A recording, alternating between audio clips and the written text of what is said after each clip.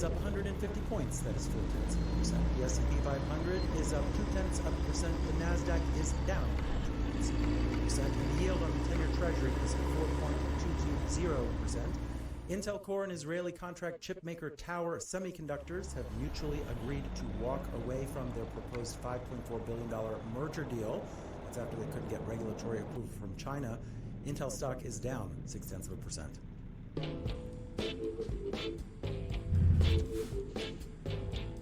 Marketplace Morning Report is supported by Amazon Business. From small business to big enterprise and everything in between, Amazon Business helps simplify the supplies buying process. Amazon Business, your partner for smart business buying. And by Charles Schwab. Schwab understands that wealth management is personal. That's why Schwab offers flexible, personalized financial planning crafted for their investors' individual goals. Learn more at schwab.com. Millions of people visit Barcelona every year. It's one of the most popular destinations for Americans visiting Europe. The sheer volume of visitors, though, has made the city a victim of its own success, at least for some frustrated residents. All this week, our editorial partners at the BBC are taking a look at the tourism industry around the world during this busy summer travel season. And today, it is Barcelona. The BBC's Guy Hedgecoe reports. I'm outside the Sagrada Familia Basilica in central Barcelona. This is the extraordinary modernist building that was designed by Antoni Gaudí. The building, although it was begun in 1882, it still hasn't been finished. Yet it draws huge numbers of people each year. And last year alone, 3.8 million visitors. I'm going to go and talk to some of the many people who are admiring the basilica and see why they've come to the city. We just love it because of all the foods here and just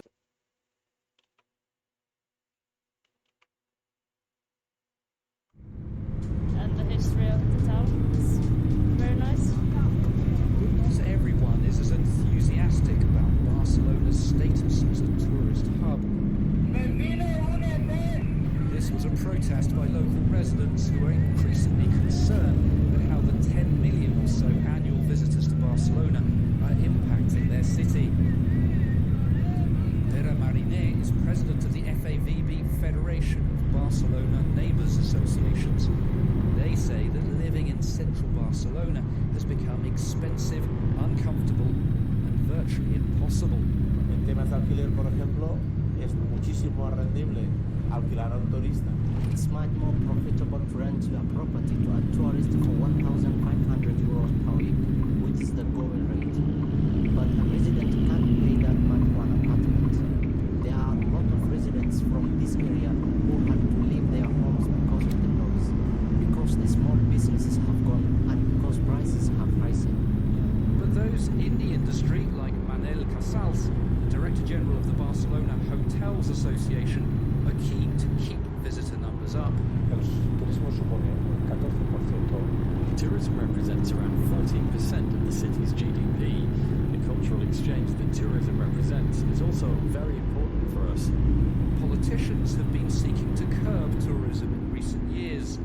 New mayor, socialist Jaume Collboni, has said that the city has reached its limit in terms of visitors, and he has promised not to grant more licenses for tourist apartments in a city that's struggling to manage its own popularity. In Barcelona, I'm the BBC's Guy Hedgecoe for Marketplace.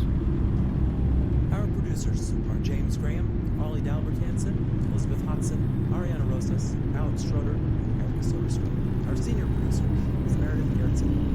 In New York, I'm Sabri Benishore with the Marketplace Morning.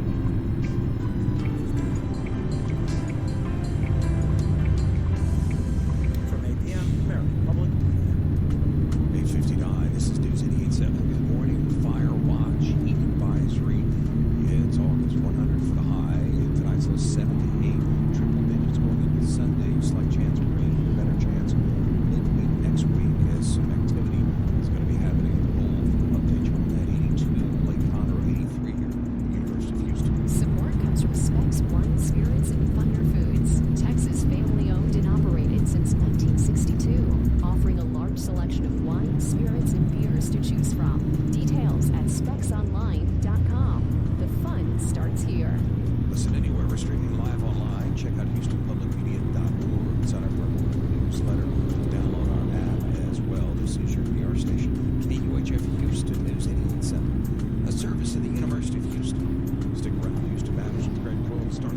9 o'clock.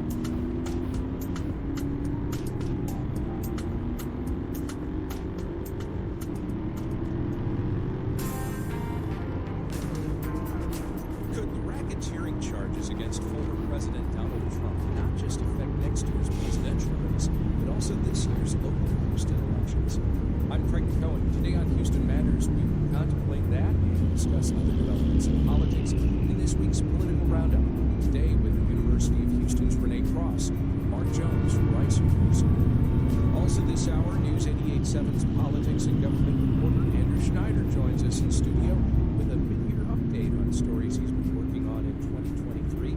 And we tell you about a new video series exploring the history and culture of Tejano Puerto Ricos, ballads of the Texas-Mexico border. And meet the series host, Tariana Tank Ball from NPR Tiny Desk contest-winning band Tank and the Bangs. We'll start with a news update from NPR and News 88.7. Stay with us. Live from NPR News in Washington, I'm Janine Herbst. In Maui, crews continue to work on identifying the remains of those found in the debris after the devastating wildfires a week ago that left at least 106 people dead. Hundreds remain missing. So far, about a third of Lahaina has been searched and 2 people have been publicly identified. Among the urban search teams deployed by FEMA to dig through the rubble are canines from California's Task Force 5, tracking the scent of human remains. Handler Eric Darling was on the ground with his black lab, misc. The reason why I feel it takes the time and why everybody on this doing the work is we want to ensure everything is looked at, done properly, so everybody alive or deceased gets to come home to their family. President Biden plans to visit the area on Monday. The cause of the fires is still under investigation. Areas of about a half dozen states are under heat warnings or advisories today, including much of California and the Pacific Northwest. Conrad Wilson with Oregon Public Broadcasting has more. As temperatures rose above 100 degrees across parts of Oregon, many turned to cooling centers or public places to stay out of the extreme heat. Blair Stu was at one of the libraries in Portland working on his laptop. I went to the library a lot. No way. I almost have to, do anything on the computer here. Stu works in music and theater arts. He says he spends time working at the gym or at the library, where he says the air conditioning helped Significantly, otherwise I'd be baking in my car. Heat waves such as this one are becoming more common in the Pacific Northwest due to climate change. For NPR News, I'm Conrad Wilson in Portland. Stocks opened lower this morning as the Commerce Department reported an uptick in home building last month. Pierre Scott Horsley reports, though, that the Dow jumped about 170 points in early trading. Builders broke ground on nearly 4% more homes in July than they did in June. Construction of single-family houses jumped by 6.7%. Newly built homes are selling briskly despite high mortgage rates because there aren't many existing homes on the market. Some builders have been cutting prices and offering other incentives to encourage sales. Target stores reported weaker than expected sales in the most recent quarter, and the retailer lowered its forecast for the rest of the year. Target says customers are spending more money on movies and concert tickets while putting fewer items in their shopping carts. Target also suffered some much-publicized backlash to its Pride Month merchandise in June. The company says sales rebounded in July. Scott Horsley, NPR News, Washington. Wall Street's trading in mixed territory at this hour. The Dow is up 103 points at 35,049. The Nasdaq, though, is down 40 points at 13,590. The S&P 500 is unchanged at 4438. You're listening to NPR News. Support for NPR comes from NPR stations.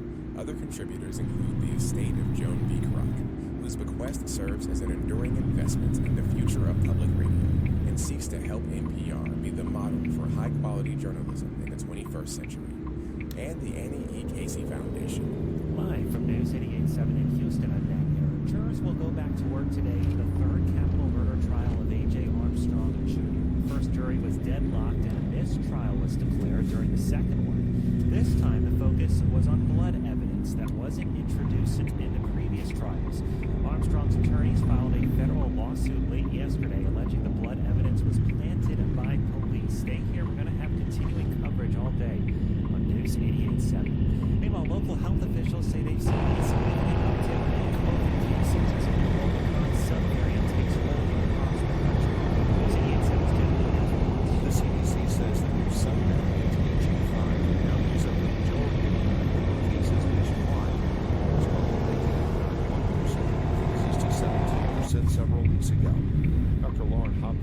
handles wastewater testing for the city of Houston. We are now reporting that about 77% of the total population in Houston is living in areas with increased chance of there's virus in those areas compared to about 40% last.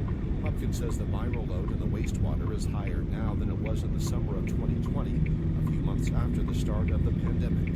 I'm Jack Williams, News 88.7. And Harris County has released its proposed budget for the next fiscal year. News 88.7's government reporter Andrew Schneider says proponents are hoping to make up lost ground from last year after a fight that forced the county back on the budget with no new revenue tax rates. The county's budget proposal for fiscal year 2024 comes in just short of $2.4 billion. So our overall budget is going to be about $267 million more than what ended up getting adopted.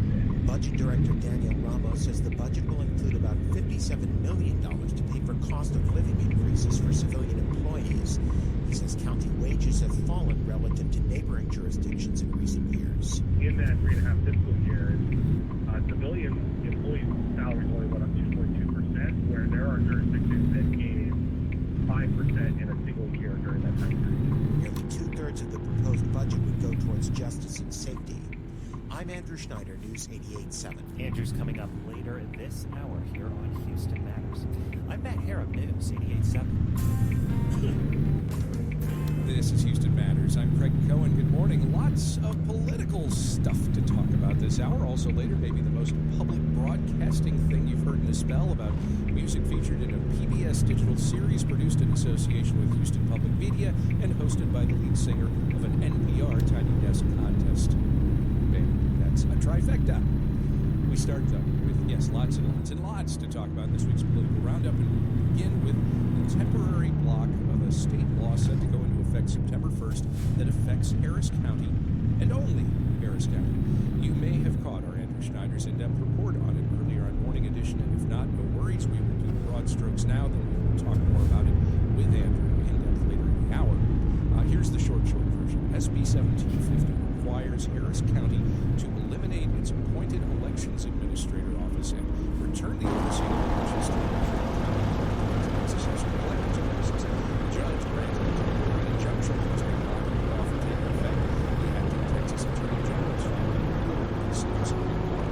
Let's discuss now with Mark Jones, political science fellow at Rice University's Baker Institute for Public Policy, and Renee Cross, senior director and researcher in the Hobby School of Public Affairs at the University of Houston. Mark, Renee, good morning. Good morning, Greg. All right, so Harris County Attorney Christian Menefee is arguing the state should not be able to pass laws that only affect one county, and that there's not enough time to abolish one office and hand off duties to another. Even still, the county's operating on the assumption that we'll have to do that while the state appeals. Renee, is there any reason to believe the Texas Supreme Court will side with the state on this? No. Well, I'd like to suggest we wrap this shorter than I've got to look for other things to talk about today. We can get our next guests in here. No, I would be very surprised if the Texas Supreme Court sides with Harris County on this. The fact that District Court Judge in Travis County did side with Harris County wasn't necessarily a surprise. The Democratic People's Republic of Travis County. There you go. So, as I said, it wasn't a surprise. He's joking, and it's in complaints from Mark Jones in Rice University. MP Jones and so that wasn't a surprise, and of course the Attorney General's office wasted no time in appealing to the Texas Supreme Court, which basically says we are going to go forward with the law. They have been working at the county to prepare for this. So any thoughts or any naysayers say, well, they've had enough time and they haven't done anything, I think it's completely wrong. They are preparing. But that being said, you know, such a large county and a large municipal race, in a matter of months to completely revamp the operations, it is going to be done. To that end, Mark, do county officials have a point when they argue the intent of this law is to try to set them up for fair U.S. elections? I don't know know if it's to try to set them up. I mean, certainly the state has the right to single out one county. They have to do so through a somewhat cumbersome process of not actually identifying the county, but identifying it by its traits, which they've done. I think the only real question here is sort of going to the Supreme Court's Purcell doctrine, where the logic being that you shouldn't change the rules of the game or the process too close to an election, because that might undermine the ability to have a fair functioning election where there aren't problems.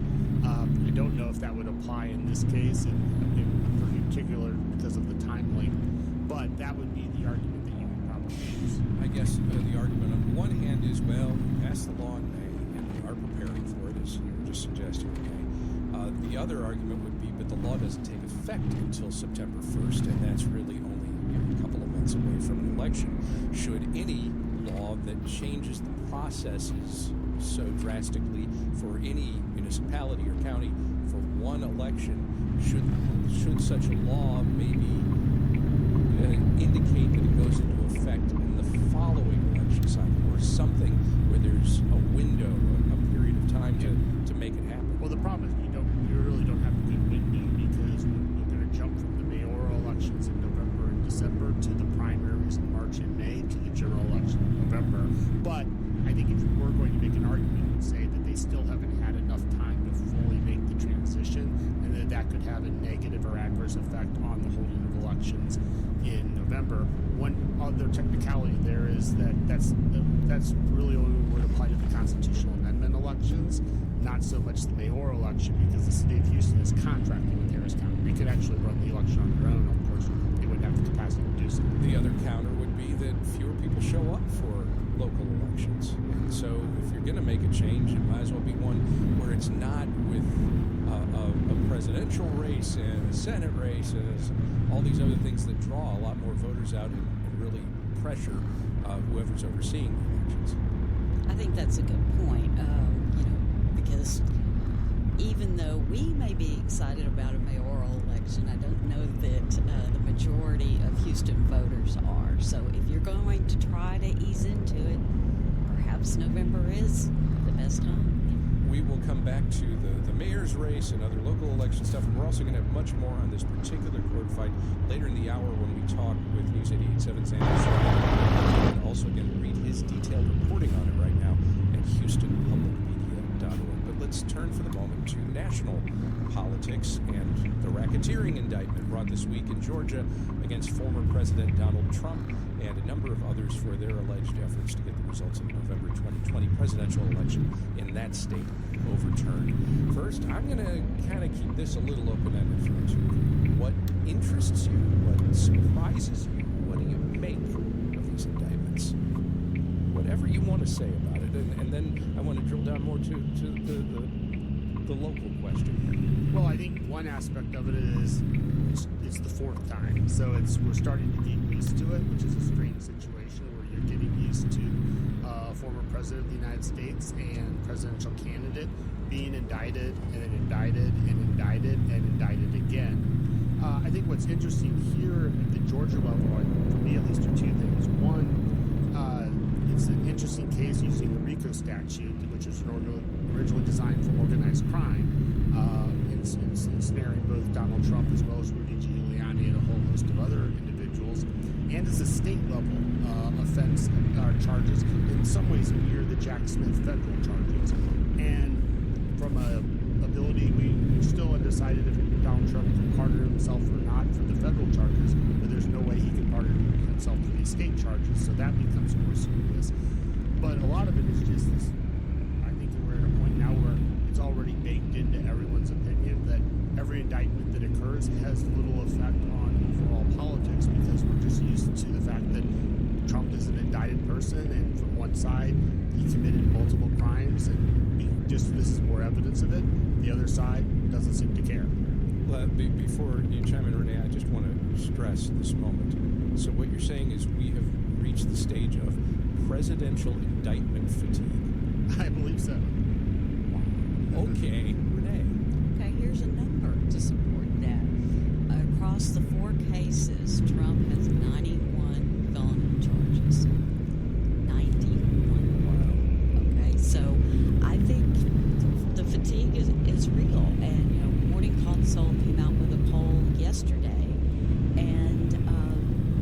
President Trump is leading the Republican nominees by 57%, or he's at 57%. The next highest is DeSantis at 16%. The next highest is at 3%. Obviously, a large portion of Republican voters don't care. Could these racketeering charges, in particular against the former president, not just affect next year's presidential race, maybe they will, maybe they won't, but could they affect this year's local Houston elections? And if so, how? Well, I think one way they could affect the local elections is effectively sucking up the oxygen that is covering it in terms of that topic sort of dominating the airwaves, and thus the mayoral candidates not being able to get their voice out there. And the other would be in terms of turnout, in terms of perhaps mobilizing some Trump supporters to turn out, although we don't have any real strong Republican candidates on the ballot. Yeah, Renee, and I guess we should stress again, technically, the races in city elections, they are not partisan races, but generally speaking, I think those who do turn out to vote have a sense of who might veer in which direction in the political spectrum, so it could have an influence, right?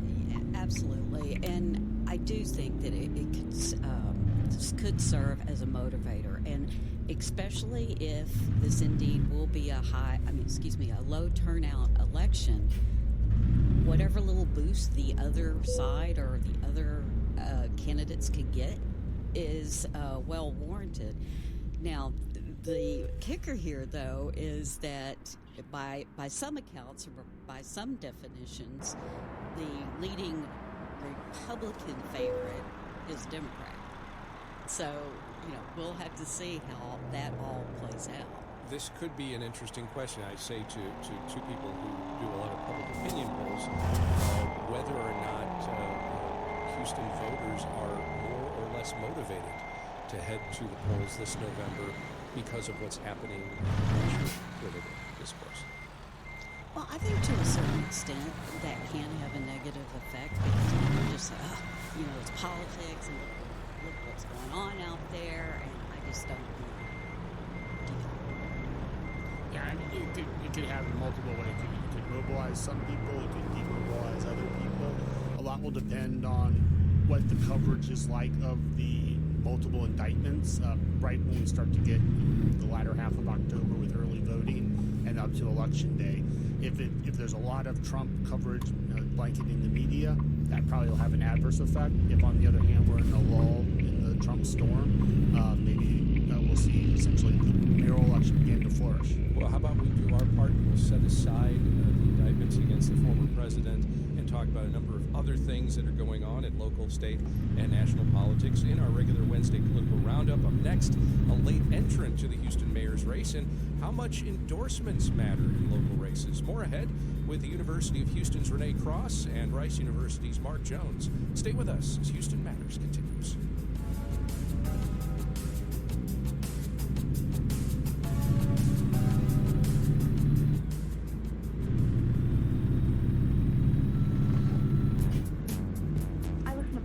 So that I can pretend that I actually know what's going on in the culture and find bands and books and movies and music I love. I'm Jesse Thorne. This week, Johnny Knoxville, the Jackass legend, has a new show, The Prank Panel. Plus, Craig Finn of The Hold Steady talks about the song that changed his life. That's on the next Bullseye from MaximumFun.org and NPR. It's tomorrow night at 9. Support comes from Foster LLP, celebrating 50 years of immigration legal services for immigrant scholars, physicians, entertainers, and scientists. More at fosterglobal.com, U.S. Global Immigration Services. Houston Public Media introduces Community Catalysts. Learn about the needs in our community through credible data from understanding Houston and meet Houston area nonprofits making a difference. HoustonCommunityCatalyst.org. This is Houston Matters. I'm Craig Cohen. It's our weekly political roundup today with the University of Houston's Renee Cross and Mark Jones from Rice University. Mark, former Houston City Council member Jack Christie has entered the Houston mayor's race. What impact could he have on it? Well, probably not much of an impact. Christie hasn't been on City Council for 4 years. He isn't very well known, and he's going to have a real difficult time raising money. I think to the extent to which he has an effect, it'll probably be to win a small share of the Republican vote, which is a is largely supporting State Senator John Whitmire, which would cause Whitmire to finish second in the first round. But his addition probably also complicates the task of all the other candidates because he simply divides up the vote a little more. Yeah, to that end, does this just mean it's more likely that one way or another this race is headed to a runoff? The more candidates you have, the harder it is for anybody to get to 50%. Sure. But I think when you have two that are garnering so much, or it appears at least at this point, garnering so much of the vote, even if we didn't have another dozen, I think we're looking at a runoff. Renee, the filing deadline for City of Houston elections is less than a week away. Will there be any other 11th hour candidates entering the mix for any local races? Well, there certainly could be. I think especially at the city council level, and especially at the district council level. And I'm also curious about, this is one of those things you were noting off air, that there are some candidates that we have known, have declared, have been actively campaigning, who have not technically actually filed yet. Right, we see that if you look at, for instance, Sheila Jackson Lee hasn't technically filed yet, or at least hadn't as of yesterday, and a couple of the controller candidates have not filed, and that's been one I think we'll watch because Chris Hollins and Orlando Sanchez have a pretty strong advantage, so we'll have to see if Dave Martin and Shannon Nobles actually end up filing. Is there any reason not to? Not to file? Yeah. I mean, if you don't want to run. Oh, okay. Good, granted. But I mean, I think, well, because a lot of people sort of use their test candidacy as a way to sort of see if there's interest, and if they don't gain traction, then they simply don't file in August. So there may be a few candidates that don't file. Some of the mayoral candidates, especially the sort of third-tier candidates, some of them may not file because they don't want to pay the filing fee. I think there hasn't been as much attention, at least so far, on city council races. Any particular reason why that may be? I honestly don't know. I mean, we see some races with incumbents. They have not, in a couple of cases, have some opponents, but very lesser known people. There are several candidates in a couple of the at-large races. I think 1 and 2 in particular will be pretty competitive, but I just don't think there's been a lot of attention on the council races. Some of the ones that I'm looking at are Council District H, I, and J, and those 3 races are considered Hispanic opportunity districts. H is wide open. I is wide open. However, it appears that the leading candidate is Chief of Staff or District A to Robert Gallegos. He has one, Joaquin Martinez, and Martinez has one opponent. And he was one of my former students too, so there's that. But also in District J, we do have an incumbent, Councilmember Pollard, who is being opposed by Ivan Sanchez, who is a young, active community organizer, and that race could be interesting. But outside of that, I just don't see a lot of momentum. Well, yeah, a lot of it has to do with, I think, money in terms of none of these campaigns are very well funded, and so to the extent to which they have money, they're going to hold it back until October or early November. And at the district level, a lot of that happens under the radar in the sense that you have people focused on district level activities that don't make it above the fray outside of the district. I think Pollard's a good example of that in District J, where he's been pretty active at the district level, but that's about it. But of course, if you're a district council member, that's where you want to be active. Let's talk a bit about endorsements. Some progressive groups have endorsed Congresswoman Sheila Jackson Lee for Houston mayor. The Harris County Libertarian Party endorsed Derek Brose for the office. State Senator John Whitmire's campaign has issued individual press releases off and on for months, touting a variety of individuals' endorsements of him for mayor. Do those or other endorsements have an impact? Well, I think they make less of an impact here in Houston or even Texas than, say, a union endorsement would in New York or Chicago, just because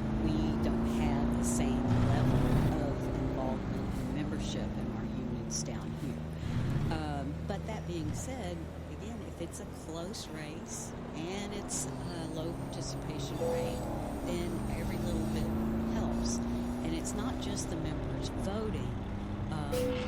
Could be members contributing to PACs, which of course could go to the candidates. But if you're looking at a Whitmire or a Jackson Lee, that's probably not as important just because they're not having any trouble raising money.